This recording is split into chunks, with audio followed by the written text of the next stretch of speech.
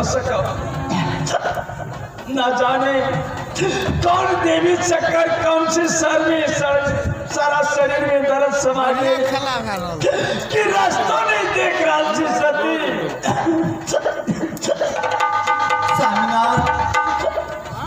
यह जगह से थोड़ी दूरी या पेरा चौपेरिया पर यह चल वही जगह में यहाँ के सेवा करके आराम से सुना दे। ना सती हम एक कदम नहीं चल सका या कुछ की बिस्तरा लगा आराम करने के बाद चल सती। या निघोर कौन जगह ले छिए या दिल में भरोसा नहीं है स्वामीनाथ। या सती स्वामीनाथ सारा संसार में सबसे प्यारा हुए पति और पत्नी के। जब हमारे दर्द पीड़ा हमने समझा के दर्द पीड़ा हमने समझ सका तो संसार में पत्नी पत्नी के यह कौन सी समझ सकती। हम आगे कैसे किसी देर आराम कर दिया उसके बाद हम चला कैसे आगे चला। हमारा एक कदम चले कि साहस ले कैसे आगे चला। स्वामीनाथ जब आपकी इच्छा ये है तो जरूर पूर्ति हाथ किया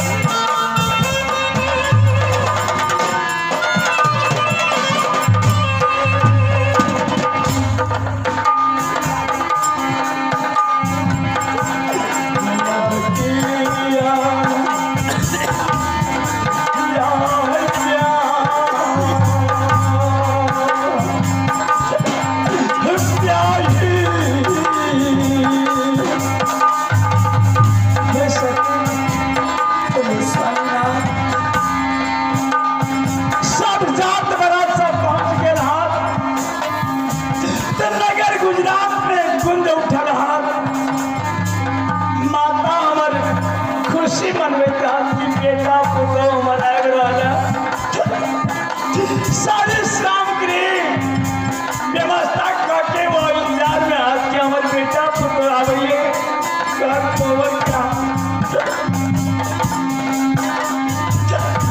बीच में गोसैया है प्याही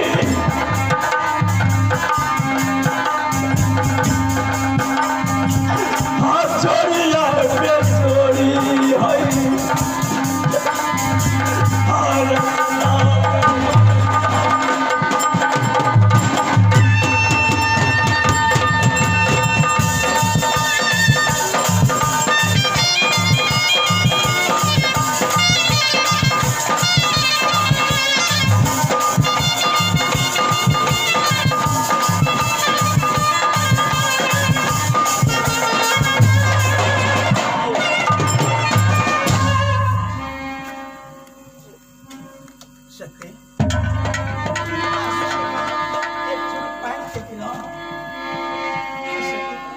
स्वामीनाथ